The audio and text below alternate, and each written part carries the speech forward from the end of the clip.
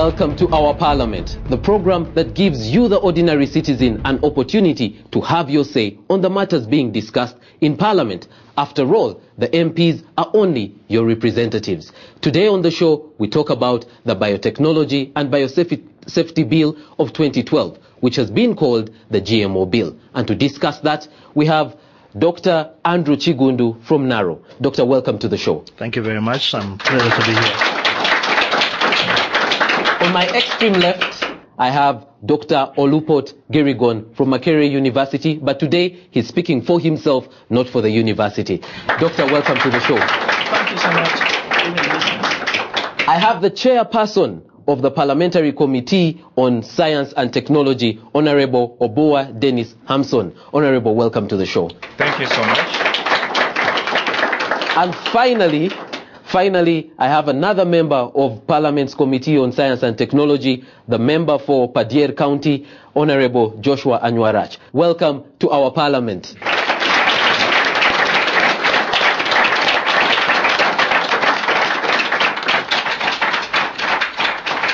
Let's start with Honorable Oboa. Your committee was given the task of dissecting the Biotechnology and Biosafety Bill. What progress have you made with it? Now, in December last year, after meeting all stakeholders, conducting field visits within and without, even we conducted one public dialogue in the Conference Hall of Parliament. The committee compiled its findings, its recommendations. Now, being a highly scientific and technical subject or bill, after presenting the report, debate on the report was deferred by the Right Honourable Speaker because members needed time to internalize and scrutinize the bill, get to understand what the bill is all about before debate ensues. Now, consultations is a two-way traffic. If a member of Parliament has understood and internalized the bill, he or she can move and explain to his or her people, but also parties in Parliament, because this is a government bill. The NRM caucus, after debate was deferred, has sat at State House in Entebbe for the first time. I think that was meant to give the scientists an opportunity to interface with the members of Parliament. We have also agreed that it is important for us to take the other side of the story. The second consultation at a party level will be done where those in support will be brought and those who have opposing views will also be brought, because as a party, I think the party being the main sponsor, because you know NRM is the ruling party, would want to give both sides a right to be heard. Okay, thank you very much, Honorable Oboa. Honorable Anywarach, your committee handled this bill. Is it, in your opinion, is it correct for now the final say to be with the NRM caucus? Because now we're waiting for the NRM caucus. Well, a gentleman by the name of Lenin, a Russian politician, said that ordinary citizens lack what we call expert attention to governance, matters of governance. So you may not need to consult the ordinary citizens, but where the matter is not technical enough, like this is a matter of, it goes to agricultural base of this country, and we are agro-based country. I would think, well, the caucus represents the people, but also the people directly must be consulted. Did your committee listen to the people? Because Honorable Oboa says that you even had public hearings. We did. We consulted widely, and some of us also consulted our voters.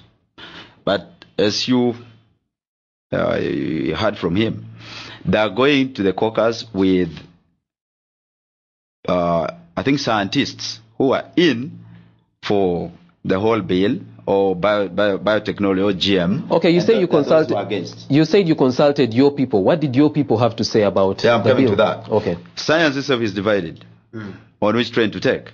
The good thing is we have the scientists here, and they will tell us, yes. No, but for me, I am an ordinary man. I'm actually a farmer. So I would think science needs empirical proof, and there must be consensus.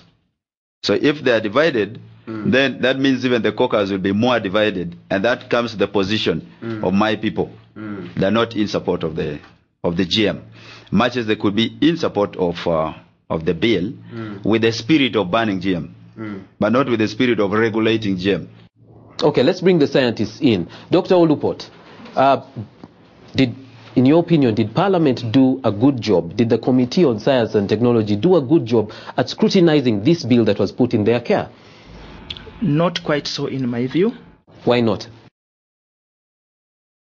When this bill, for example, was sent to Makerere, first of all, I'm talking in my individual capacity, because Makerere is being forced to come up with an official position. It's not there as I speak, because that is the nature of the university.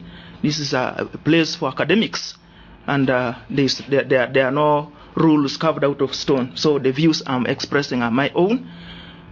I had about 1 week to look at this bill. Fortunately, on the 5th of March, when we were supposed to meet the parliamentarians, I think it was cancelled because they had to go to send off Honorable Iria Kategaya. That gave me some more time, and of course to recover from the sort of intimidation I got from one of my seniors to come and support the bill. So I looked at this bill, and I found a number of issues that should have been put right. First of all, the template that we are using is the source of the problem. It presents GMO as the big thing, and yet it is talking about biotechnology and biosafety, which goes far beyond. GMO is just one small thing of biotechnology. Now, this template has a very crafty way of hiding sensitive issues somewhere, like schedules. There's schedule 1, 2, 3, I think up to 4. Schedule 1 is only one sentence of about 5 words, and it's defining what a currency point is, as if it would cost. Where did this template come from? I think it came through the Global Environment Facility. They had this thinking that there's a one-size approach that fits it all, and the bill was designed in such a way as to make nations that are targeted to easily embrace the technology. Now, the way it is presented, I'm looking at it within the context of what Hawaii, there's a county called Kauai in Hawaii State, has come up with. They have come up with their own version of the bill, and in that bill, the GMO is just one clause that is bundled together with pesticides, especially what they call the restricted use pesticides. Now, this bill does not even talk anything about pesticides. So you wanted our bill to be like the one for Hawaii? Definitely, maybe not exactly like that, but we need a bill that has come from our own, and the Cartagena Protocol empowers us to adopt what they call the sui generis systems, where we can adapt this. We should have adapted this template to our own conditions, including total overhauling it, and that is what I am in for.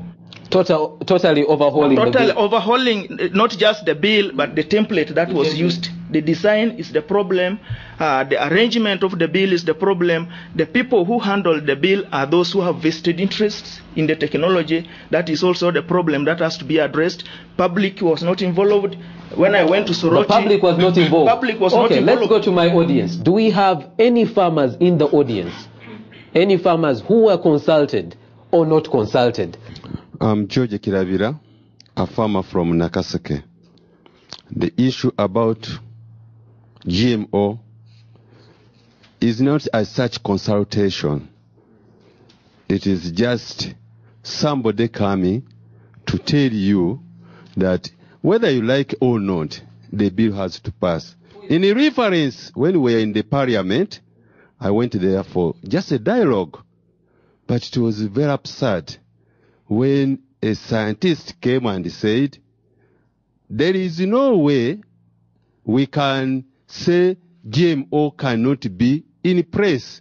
It has to be there. Okay, so thank you very much, George. Well, Honorable Bu, I'm going to have you respond to that later on.